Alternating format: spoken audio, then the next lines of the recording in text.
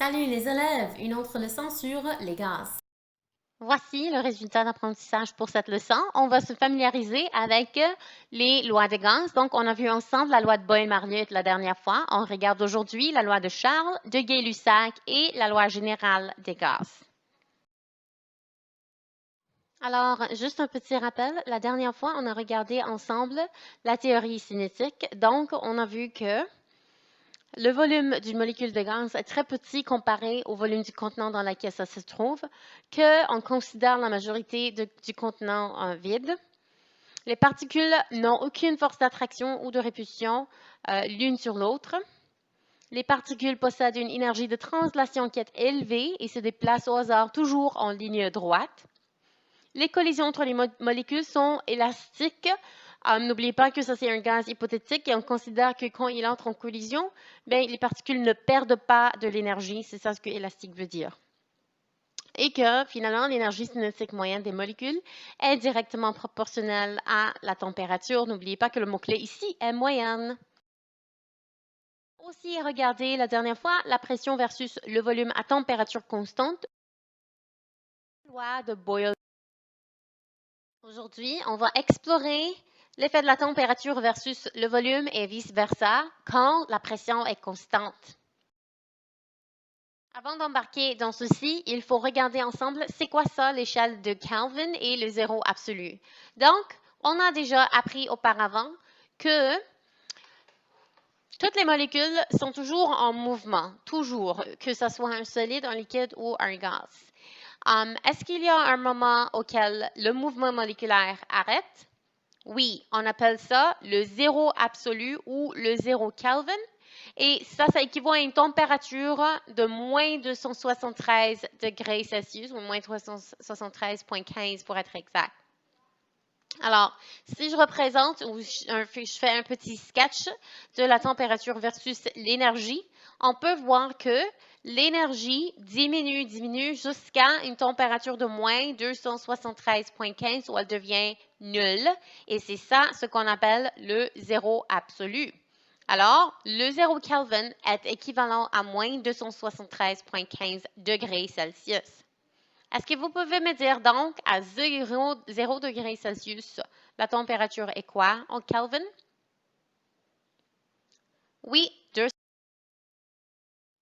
Ceci veut dire que pour convertir de degrés Celsius en Kelvin, je dois prendre la température en degrés Celsius et j'ajoute 273,15.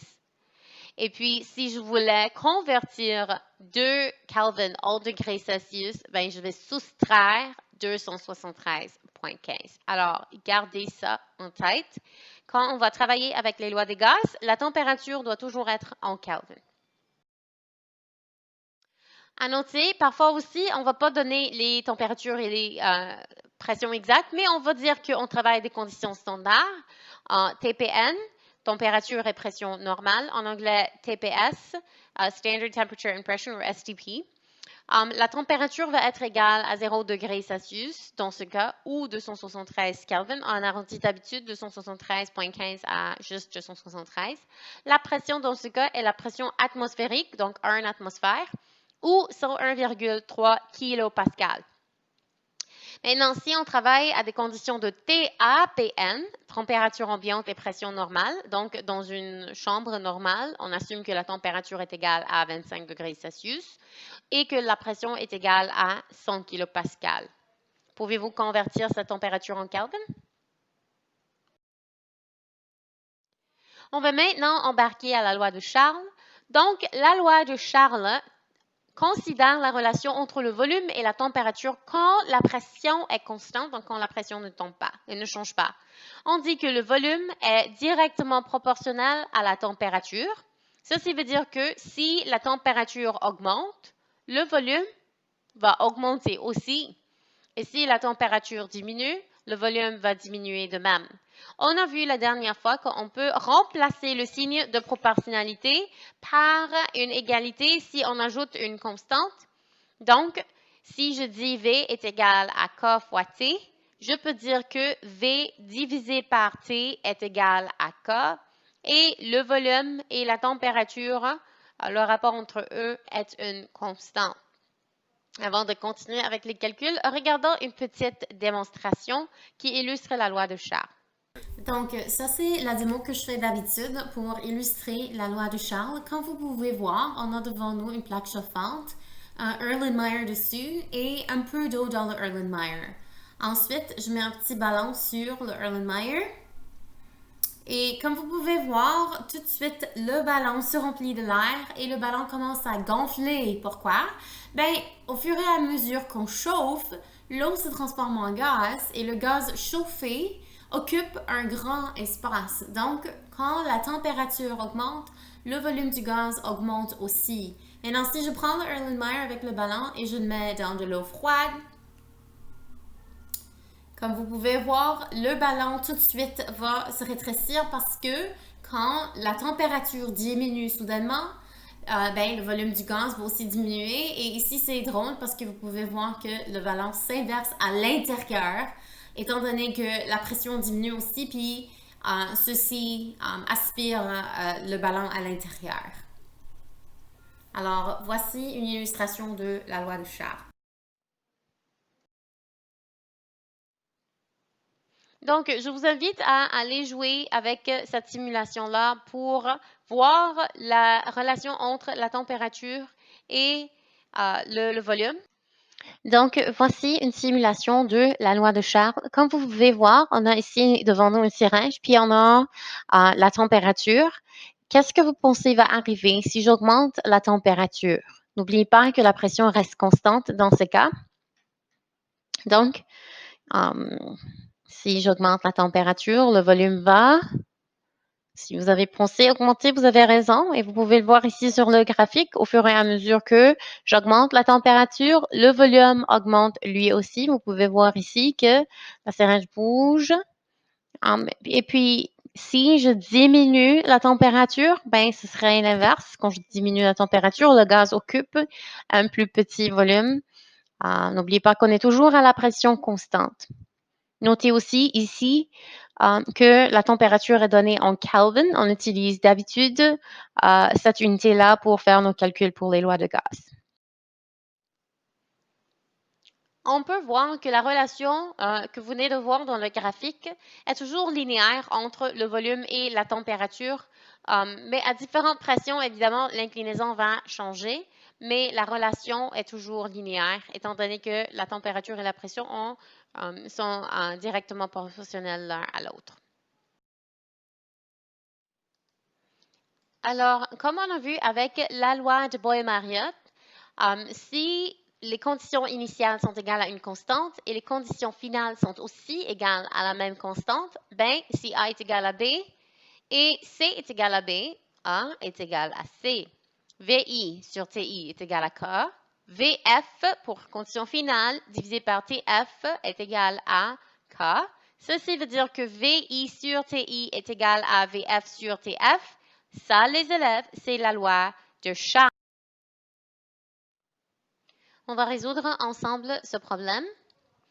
Alors, on gonfle d'air un ballon de volume de 650 ml dans une pièce dont la température est 295 Kelvin. Il nous donne le volume et la température initiale. On le met dans un réfrigérateur à une température de 276 et 77 Kelvin. Donc, on peut voir qu'ils ont diminué la température. Et on les laisse assez longtemps pour que l'air à l'intérieur atteigne cette température. Prédit quel sera alors le volume du ballon si la quantité d'air ne varie pas. Donc, ils sont en train de dire que le nombre de moles ne varie pas. Et la pression est la même dans la pièce que dans le réfrigérateur, donc la pression reste la même. Alors, on cherche pour V2. Voici toutes les données qu'on a. On a le premier volume et la première température. On a la deuxième température et on cherche pour...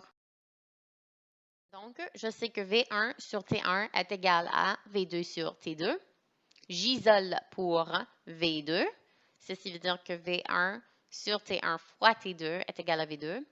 Et je mets toutes les valeurs que je connais pour obtenir 610 ml.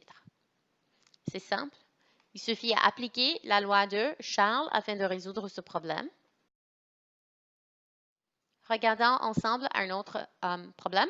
Donc ici, on gonfle un ballon à hélium jusqu'à un volume de 1,5 litres dans une pièce climatisée à 294 Kelvin. Encore une fois, j'ai le volume et j'ai la température. On la porte ensuite dehors où on le laisse flotter comme décoration pour une journée chaude et ensoleillée. Son volume augmente jusqu'à 1,55 litres. Donc ici, dans ce problème, on a le deuxième volume et on cherche la nouvelle température à l'extérieur, puis toujours en Kelvin. Alors, c'est la même idée. J'ai V1, j'ai T1 et j'ai V2. Je cherche T2 en Kelvin.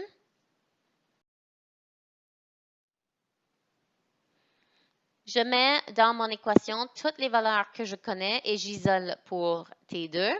T2 est égal à V2 fois T1 divisé par V1. Je mets toutes les valeurs et j'obtiens la température en Kelvin. Je vous invite à faire d'autres exercices afin de pratiquer.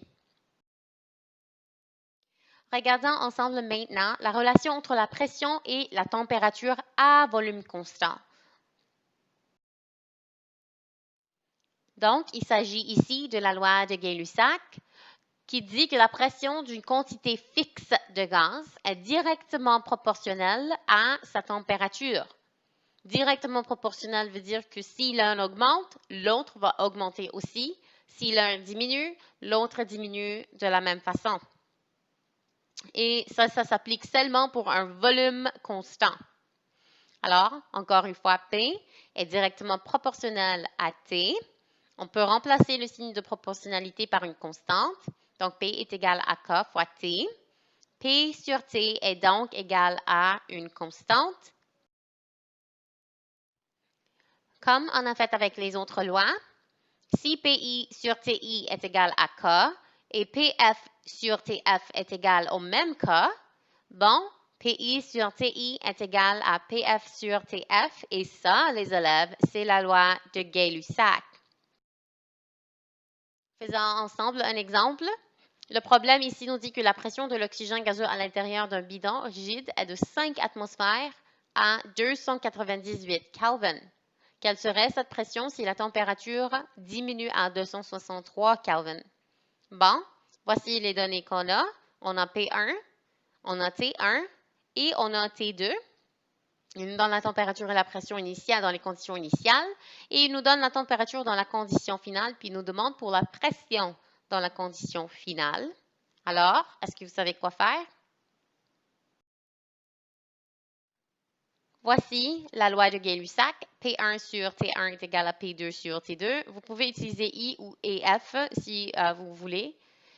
Donc, j'isole pour P2 qui est égal à P1 fois T2 sur T1. Alors, je mets toutes les données que j'ai et j'obtiens une nouvelle pression de 4,4 atmosphères. Maintenant, vous pouvez utiliser les kilopascals ou les atmosphères. Aussi longtemps que vous restez avec la même pression, ça devrait être très correct. Je vous recommande d'aller regarder ce démon de la canette écrasée avec une explication et aussi une démon vraiment cool sur une grande échelle. On a fait la même expérience sur une canette de poubelle, donc c'est très intéressant comme expérience. Vous avez les liens dans le PDF, vous pouvez aller regarder ces vidéos. Donc, voici un résumé de toutes les lois qu'on a vues jusqu'à date. On a vu la loi de Boyle-Mariotte qui traite de la relation entre la pression et le volume à température constante. On a vu la loi de Charles qui traite de la relation entre le volume et la température à pression constante et la loi de Gay-Lussac qui traite de la relation entre P et T à volume constant. Donc, voici les trois joueurs, température, pression et volume. Ça, ce sont les trois joueurs pour l'unité des gaz. Donc, on a accumulé toutes ces trois lois-là dans ce qu'on appelle la loi générale des gaz. La loi générale te dit que PI, VI sur TI est égal à PF, VF sur TF et cette loi s'applique quand il n'y a rien qui reste constant, ni la température, ni la pression, ni le volume. Alors, j'aimerais ça qu'on fasse quelques exemples. Sur ce, je vous souhaite une bonne pratique.